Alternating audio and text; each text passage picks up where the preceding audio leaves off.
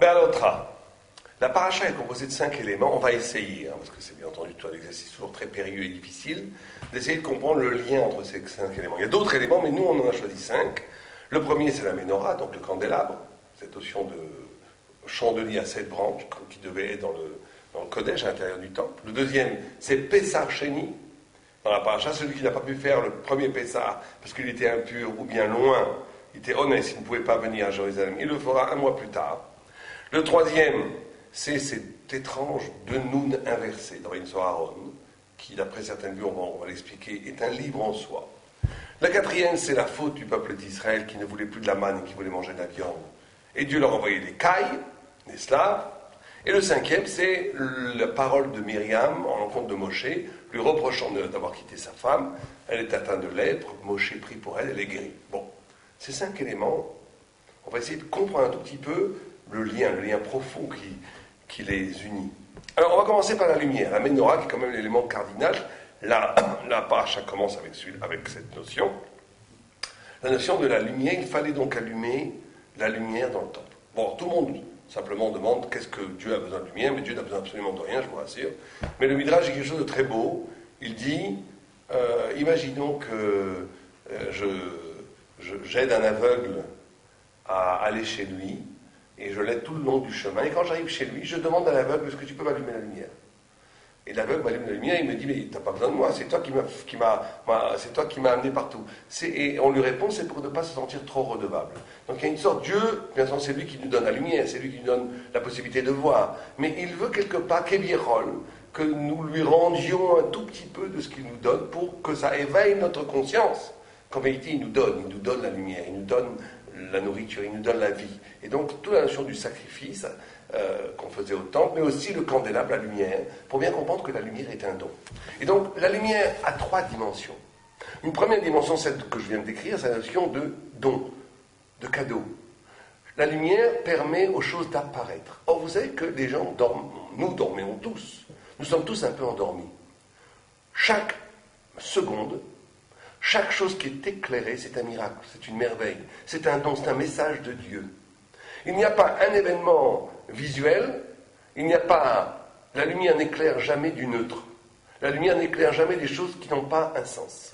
Et la première dimension de la lumière, c'est cette notion que chaque chose m'est donnée, que la lumière est un niglet, que la lumière révèle un don de Dieu. C'est la première dimension de la lumière, elle nous permet de voir. La deuxième dimension, c'est la lumière intérieure, c'est la notion de simcha, de joie. Et la notion de joie ici est assez extraordinaire. C'est que la joie dans la Torah, c'est toujours d'être soi-même, mais soi-même dans une dimension qui nous dépasse. C'est la meilleure définition qu'on pourrait donner de la joie, de la simcha. Quand la Torah dit comment trouver son partenaire, son âme sœur, ou son rave, ou l'autre, et bien comment trouver la chorma, l'intelligence, la Torah dit, mais aïn imatse. Aïn, dans la Torah, c'est le néant. Et le néant. C'est-à-dire que le monde, la chorma vient du aïn. La femme vient du aïn. Ça veut dire quoi ça? Ça veut dire que quand je vais creuser comment trouver son partenaire, comment trouver l'intelligence, comment trouver le rapport à l'autre, c'est d'abord en se tournant vers soi, en allant le plus profondément, au plus profond de soi, au-delà de soi, dans un écoudard, dans un point dont vient tout l'univers, qui s'appelle Aïn, qu'on va traduire par néant, mais c'est une très mauvaise traduction, c'est plutôt ce qui est avant l'être. C'est-à-dire qu'il y a une dimension qui échappe à toutes les catégories du monde, qui ont permis au monde d'exister, qui ont permis à moi d'exister. Et quand je rejoins ce point-là, ça me permet d'accéder à l'intelligence des choses, et ça me permet d'avoir un vrai rapport avec l'autre. Et ça, c'est la joie. Quand je touche ce point-là, qui est l'origine même de ma création, je suis en même temps complètement avec moi, mais ce moi vient d'ailleurs, vient de Dieu, vient d'une dimension qui me dépasse complètement. Les deux en même temps, c'est cette lumière-là, la joie. Et la troisième dimension de la lumière, c'est la notion de Edout, de témoignage. Vous savez qu'on dit que le Ramban, dans notre paracha, dit que Aaron était triste, Aaron, le frère de Moshe, était triste de ne pas avoir apporté, comme les autres princes d'Israël, sa part pour le Mishkan, et Dieu lui a dit, ta part est plus grande, ta part est encore plus grande que la leur, parce que tu allumeras les bougies tous les jours. Et le Ramban dit, pourquoi est-ce que c'est plus grand? Parce qu'il dit que c'est éternel. Parce que même quand le Beth Amikdash va être détruit, il y aura Hanouka. Hanouka, c'est un peu cette reconduction de la lumière qu'il y avait dans le temple. Et cette lumière, c'est justement la lumière du témoignage que la Shrina, que la présence divine, est toujours en Israël. Que la Shrina est toujours en Israël, ça veut dire que cette lumière, vous savez qu'on a allumée dans le temple, c'est un éclat de ce qu'ils appellent Or Ganouz, la lumière cachée. Une lumière qui n'est pas une lumière justement qui éclaire, c'est le niveau le plus profond de la lumière. Ce n'est pas une lumière qui éclaire quelque chose d'extérieur, c'est qu'au cœur même de cette lumière, réside tout le secret de l'univers. On dit que celui qui est capable de toucher à cette lumière cachée, à Or Ganouz, il va tout comprendre sans passer par l'expérience de la compréhension. Vous comprenez, c'est ça la différence entre une lumière physique et une lumière spirituelle. Une lumière physique, elle ne va être qu'un support pour éclairer quelque chose d'extérieur à elle-même. Une lumière spirituelle, c'est qu'au cœur même de la lumière, je vais tout comprendre, je n'ai pas besoin d'aller voir. Un grand sadique, il comprend, il étudie la Torah dans le Beth Midrash. Il est devant sa Gemara, devant son Zohar, devant les livres saints. Et en étudiant, il découvre, dans la lumière elle-même de la Torah, il découvre le monde entier. Il n'a pas besoin d'aller faire l'expérience, d'aller voir. Il sait tout. Il sait tout. Parce que ça, c'est ce qu'on appelle la Or Ganouz, la lumière qui en soi apporte la connaissance, qui n'est pas transitive, qui n'a pas besoin de passer par l'expérience. C'est la lumière spirituelle par rapport à la lumière physique. Ça, c'est le troisième niveau de lumière. Et ça, c'est un niveau, bien entendu, qui témoigne que c'est ça l'excellence d'Israël. Le peuple juif sait, parce qu'il a un rapport direct avec la divinité, qui fait qu'il n'est jamais esclave, limité, ni par l'histoire, ni par les conditions de la vie. Il est immortel. Il est un immortel. Être immortel au sens qu'il n'est pas conditionné comme un animal par les impératifs de la vie. Il a un lien avec l'éternité, et c'est ça la notion que la Shrina Shora Israël. La présence de Dieu, elle est toujours en Israël. Bien. Ces trois dimensions, donc, première dimension, éclairage. Le monde est donné. La dimension la plus basse. Ça veut dire comment la lumière permet de voir les choses qui nous entourent, le don de Dieu. Une lumière plus profonde, qui est la lumière intérieure, qui fait rejoindre le pourquoi j'existe, le pourquoi je suis, où il y a une sorte d'alliance de brite entre moi, ma plus profonde essence, et ce qui fait que cette essence est, c'est-à-dire l'ailleurs, le souffle de Dieu, et c'est la joie. Et la troisième dimension, qui est la dimension d'une lumière de Or Ganouz, du témoignage, que Dieu est toujours associé à Israël. C'est ces trois dimensions qui caractérisent la lumière. Or, ces trois dimensions renvoient aussi à trois autres dimensions. La première, c'est l'espace. La deuxième, c'est l'espace, c'est le niglé. Tout ce que je vois, c'est une question d'espace. La deuxième, la joie, c'est l'existence, c'est le temps. Et la troisième, c'est la neshama, c'est l'âme. Et l'homme se doit d'unifier ces trois dimensions de la lumière pour donner sens au monde. Et là, on va comprendre un des midrash qui est ramené par Ramban et par d'autres, par le Gaon de Vilna, énormément de gens ont parlé de ça, que quand Dieu a demandé à Moïse de construire le candélabre, la menorah, le grand chandelier à 7 branches, il ne pouvait pas le faire, il ne comprenait pas. On ne peut pas le faire. Et Dieu lui a montré sur le mont Sinaï un chandelier de feu. Et là, il a compris. Sur le mont Sinaï, il a compris. Qu'est-ce que c'est? Les Rishonim m'expliquent que ces 7 branches renvoient à 7 dimensions de la science humaine. Des choses qui lui paraissent incroyables. La musique, l'alchimie, la philosophie, la mathématique, etc. Il y en a 7. Et Moïse, Moshe, ne pouvait pas comprendre comment ces choses qui sont des sciences humaines avaient affaire avec la Torah. Qu'est-ce que je vais mettre ça au milieu du temple? Je vais mettre la musique, la mathématique, la philosophie au cœur du temple. Qu'est-ce que c'est que ça? Ça, c'est de la pensée extérieure. C'est la pensée qui est complètement produite par l'histoire des hommes, de naître la pensée profane. On ne peut pas mettre ça dans le Kodesh tout près du Kodesh à Kodashim, c'est pas possible. Et la réponse, c'est que Sinaï. Alors, ça veut dire quoi, Sinaï? Et là, on touche le secret de cette paracha. Il y a un double mouvement. Un double mouvement. Premier mouvement, qui est extraordinaire à comprendre, c'est qu'il n'est pas d'expérience intellectuelle, il n'est pas d'expérience spirituelle qui, en plus profond, ne procède pas d'une soif de l'infini. Alors c'est vrai que les gens ne s'en rendent pas compte, et c'est vrai qu'ils abîment ça dans toutes sortes de ch'touillottes, mais un goy, ou un juif, un homme, qui à un moment donné va vouloir comprendre quelque chose, comment ça se fait que cette étoile là-bas, elle est plus loin, elle est plus grosse que l'autre, comment ça se fait que les insectes ils naissent comme ça, n'importe quel souci qui sont complètement physiques, et bien dans ce mouvement de sortie de soi, de se demander comment se fait-il que, c'est le début d'un cheminement de comprendre le sens de l'être, et donc en vérité c'est un cheminement vers Dieu. Il n'y a pas de mouvement intellectuel en essence, tout le monde me comprend bien que je parle en essence. La plupart du temps, ce mouvement-là va être perverti. Il va retomber dans des ch'touillottes, il va retomber dans des bêtises, il va se commercialiser, il va devenir du commerce, du business, il va devenir de la politique, il va devenir de l'idéologie. La plupart de ce mouvement-là va se pervertir en quelque chose qui est le contraire de la Torah, bien entendu, mais je ne parle pas de ça, moi. Je parle à l'origine même du mouvement. Comment ça se fait qu'un homme puisse penser? Comment ça se fait qu'un homme puisse s'intéresser à autre chose qui n'est pas lui-même, ou à autre chose que sa nourriture, que son auto-subsistance? Comment ça se fait que l'homme n'est pas un animal? Je dirais les choses aussi platement. Eh bien, parce que chaque mouvement de sortie est en réalité une recherche de Dieu. Une recherche de Dieu. C'est ce que Dieu signifie à Moïse. Il lui montre que ces 7 branches qui sont en réalité la science humaine totale, elles sont au Sinaï. Elles pointent vers le Sinaï. Elles cherchent en fin de compte, le scientifique sans s'en rendre compte, il cherche Dieu. Le philosophe, à l'origine, il cherche Dieu. Alors après qu'il s'abîme dans les ch'tures des représentations sociales, bien sûr. Mais à l'origine, si c'est une pensée originale, une pensée qui pense, il cherche Dieu. Et c'est pour ça qu'on dit le camp des nabres, le chandelier, il est sur le Sinaï. Ça, c'est le mouvement de bas en haut. Il y a un mouvement de haut en bas. C'est qu'en réalité, tout vient de Sinaï. Il n'y a pas une possibilité de sens dont l'origine n'est pas au Sinaï. Et donc, là, on atteint le cœur, d'après moi, névralgique de la paracha, qui parle en réalité d'un double mouvement. Un mouvement de haut en bas et de bas en haut. Une soif de l'infini, du bas vers le haut, et un retour de cet infini qui rend l'infinitude possible. C'est pour ça que c'est symbolisé par la lumière.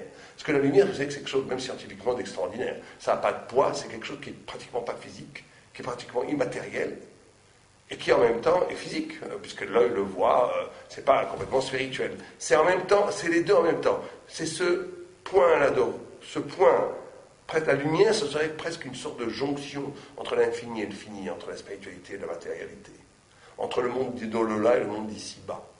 La lumière, ça serait presque ce baiser, cette jonction entre ces deux dimensions. Ça, c'est le premier élément de la paracha. Le deuxième, c'est Pessah Sheni. Alors, si on reste avec ce double mouvement, Pessah Sheni, vous savez, c'est assez extraordinaire, puisque les personnes qui étaient impures vont voir Moïse et lui disent, mais nous aussi, on va faire Pessah. Or, quelqu'un qui est impur ne peut pas amener un korban. À moins que tout Am Israël soit impur, on peut amener le korban de Pessah, ou le rov Am Israël, Touma Utra Betzibur, si tout le rov de Am Israël est impur, alors on peut amener le korban de Pessah, mais si la majorité du peuple juif est tahor, est pur, il n'a pas touché de mort, il ne revient pas de la guerre, alors la minorité qui est impure ne peut pas faire le korban de Pessah. On ne peut pas amener de korban quand on est impur, on ne peut pas manger de korban quand on est impur. Or, ils viennent voir et disent, mais nous aussi on veut Pessah. Tout à fait étrange. Comment est-ce que des hommes, là, vous ne pouvez pas faire Pessah. C'est comme si quelqu'un, on lui disait, tu ne peux pas prier, parce qu'on dit, moi je veux prier. On n'a jamais vu ça dans la Torah, que quelqu'un a une velléité spirituelle, alors que la Torah nous dit, il n'y a pas besoin de le faire. Et Moshe ne leur dit pas du tout, vous êtes des fous. Il leur dit, je vais demander à Dieu. Mais ils ne savaient pas Moshe. Et Dieu leur dit, effectivement, on va leur créer un deuxième Pessah, qui sera un mois plus tard, qui sera le 15, le 14 et le 15 Iyar, où là, ils auront Pessah Sheni. Ils auront Pessah Sheni. Alors, c'est quoi ça? Tout le monde reconnaît le double mouvement. Là, c'est un mouvement de bas en haut. Ces hommes-là, ces femmes-là qui étaient impures et qui voulaient faire le korban de Pessah, ils ont eu un tel désir de faire partie de l'âme Israël. Ils ont eu un tel désir de reconnaissance, de célébrer la sortie d'Égypte.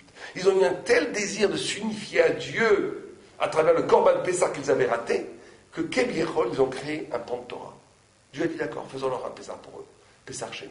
C'est le mouvement de bas en haut, mais bien entendu, tout le monde comprend que ce Pessah Sheni existait de tout temps. On ne peut pas inventer de la Torah de toutes pièces. C'est le mouvement de haut en bas. Mais c'est comme si c'est ce qui avait toujours existé de tout temps, il fallait nous le retrouver. Et ça, c'est un secret extraordinaire. Vous savez que c'est un secret extraordinaire.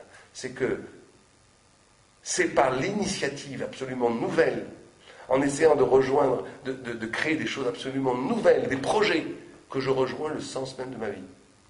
Je ne rejoins pas le sens même de ma vie comme un bouddhiste qui va faire du yoga et qui va dire qui suis-je? Ça ne marche pas comme ça.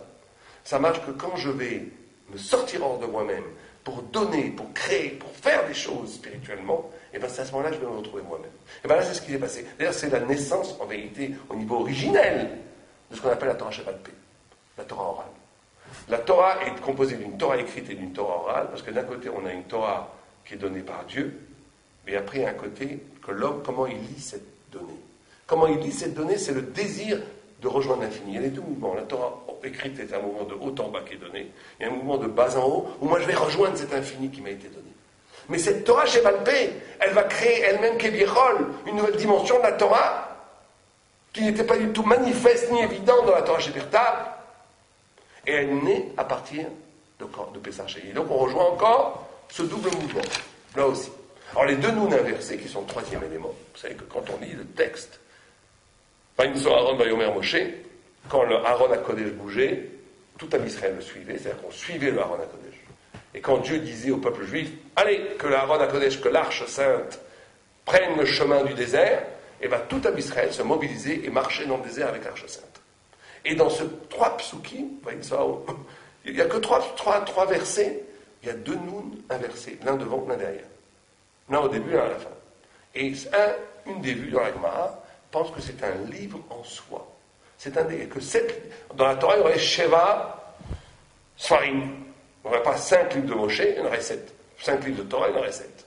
Il y aurait Bereshit, Genèse, Shmot, et dans Vaïkra, et dans Bamidbar, il y aurait 3. Il y aurait avant Vaïnso Aaron, après Vaïnso Aaron, et Vaïnso Aaron, qui serait 3 livres. En vérité, Bamidbar serait composé de 3 livres, et plus de Varim, ça fait 7. Alors c'est quoi ce livre? Alors le Krida nous dit quelque chose d'incroyable. Il dit une chose incroyable. Si ce n'était pas le Krida, on dirait mais ça ne va pas. Il dit que ce livre-là, c'est un livre qui regorge de secrets extraordinaires qui va nous être révélé qu'au temps du Messie. Quelqu'un qui nous dit ça d'habitude, si ce n'est pas le Krida, on lui dit mais t'es fou furieux. La Torah elle a déjà été donnée au Mont Sinaï, tout a été donné au Mont Sinaï. Il n'y a pas de nouvelle Torah qui arrive à des Shalom après. La Torah a été donnée au Mont Sinaï. Mais le Krida explique. Le Krida dit qu'est-ce que c'est la Torah? La Torah, c'est comment Dieu se révèle à travers un Israël. On voit, la plupart de la Torah, c'est comment Dieu se révèle, mais Dieu se révèle à travers l'histoire du peuple juif. Le peuple juif est le miroir de la révélation. Le peuple juif est le miroir, c'est pour ça que pratiquement toutes les formes de spiritualité ont toujours puisé de la Torah. Toujours, je ne peux pas les nommer, mais en Occident, tout le monde connaît la religion occidentale, c'est une imitation, une perversion de la Torah. L'islam, n'en parlons pas, c'est une pâle copie. Et même le bouddhisme, en réalité, ou le brahmisme, on trouve des connotations avec Avram, Braham, Sarai, etc., etc. Il n'y a pas une spiritualité qui, en dernière instance, ne puise pas, n'emprunte pas, ne vole pas la Torah. Parce que la Torah, ou plutôt la Torah, c'est comment Dieu se révèle et se déplace dans le monde à travers l'histoire du peuple d'Israël. Donc nous sommes le lieu de la révélation. Or, dit le Rida, il y a tout un pan de la Torah qui n'est pas révélé. Laquelle? Depuis la fermeture du canon biblique, Am Israël a continué à exister. Depuis plus de 2500 ans, disons, où la Torah a été... On a arrêté d'écrire les Ketuvim et les Nevi'im, les prophètes.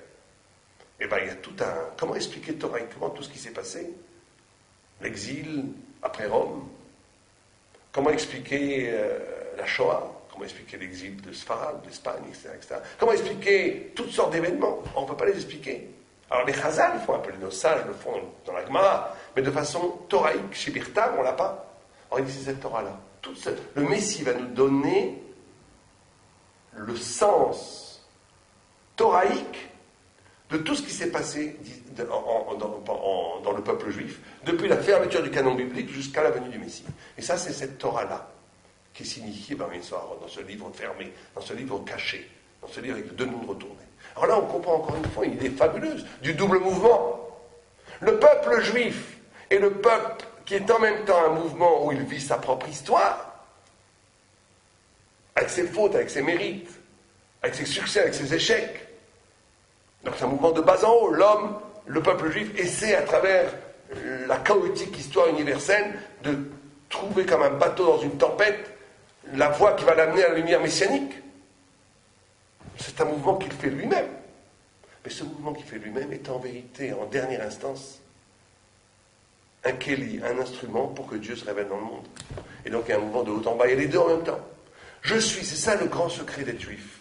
Je suis absolument moi-même, mais quand je suis absolument moi-même, je rejoins une dimension qui est une dimension de la révélation divine qui fait qu'en vérité je ne suis qu'un kéli. Je suis qu'un instrument pour que Dieu se révèle dans le monde. Et de l'autre côté, Dieu veut que je sois un instrument actif, pas un instrument passif. Dieu veut que je participe moi-même de sa révélation en en projetant dans ma vie elle-même, en utilisant au plus proche de ce que je suis, de prendre conscience que tout ça, ça vient de Dieu. Et donc il y a encore ce double mouvement dans la paracha. La quatrième chose, on a dit, c'est l'écaille. Alors là, c'est l'échec. Parce qu'à un moment donné, c'est dur de se vivre comme ça. De se vivre comme un éclat divin, de se vivre comme le lieu de la révélation de Dieu, de se vivre comme un vecteur de l'incroyable, de l'infinie lumière divine. Et à un moment donné, l'homme, il dit, je veux redevenir une bête. C'est trop dur. D'ailleurs, c'est extraordinaire, tout le monde pose la question. Il ne voulait plus manger de la manne, il voulait de la viande. Mais il y a un midrash qui nous dit que la manne, elle prenait le goût qu'on voulait. Donc il pouvait très bien dire, je veux que cette manne ait un goût de steak ou bien médium, ou bien à point, ou bien ce qu'on voulait. On pouvait avoir le meilleur goût. Oui, mais il faut de l'imagination pour ça. Il faut un mouvement de bas en haut. Il faut que même moi-même je crée ce goût. Et après, il m'est donné par Dieu, par le miracle de la manne. Mais ça, il ne voulait pas. Il ne voulait plus de ce double mouvement. Il voulait être passif. À un moment donné, j'en ai marre, c'est trop dur. Je veux recevoir la viande sans avoir à moi-même à créer cette expérience sensuelle du goût. Je veux que le goût me soit donné comme une bête. J'en ai marre d'être obligé de créer moi-même le sens de ma vie pour recevoir après l'abondance de la vie. Je veux que cette abondance arrive, je vais être complètement passif. C'est l'échec. Dieu leur donne la caille, mais les punit, il y a une mort considérable qui s'abat sur Israël à ce moment-là. Et le cinquième et dernier mouvement, c'est Myriam. Parce que la fin de la paracha parle avec Myriam, parle contre Moshe Rabbeinu. En lui reprochant, tout le monde connaît l'histoire, pourquoi est-ce qu'il a s'est séparé de sa femme. Et alors là, c'est très intéressant par rapport à notre fil directeur qui est ce double mouvement, c'est que ce double mouvement, à un moment donné, peut t'amener à une autre erreur. C'est que tu crois que tout le monde est égaux. Puisque toute la spiritualité consiste à être le miroir de la présence divine, puisque tout acte spirituel réel, c'est comment ma subjectivité la plus profonde est une lettre de l'écriture du grand livre de Dieu, qui est toute l'existence qui se confond avec la Torah, puisqu'on a dit que l'histoire de Am Israël d'après le Rida est l'écriture de la Torah elle-même. Donc moi je suis une lettre de la Torah. Et donc Myriam elle dit, mais nous aussi nous étions ici Sinaï. Un peu comme Korach, l'Avdil. Nous aussi nous étions ici Sinaï. Pourquoi est-ce que Moshe, tout d'un coup, qui a été dit qu'il n'a plus le droit d'être avec sa femme parce qu'il était au Sinaï, non. Elle se permet de parler comme ça de Moshe. Et Dieu lui dit, vous êtes permis de parler comme ça de Moshe. Moshe est différent. Moshe n'est pas comme vous.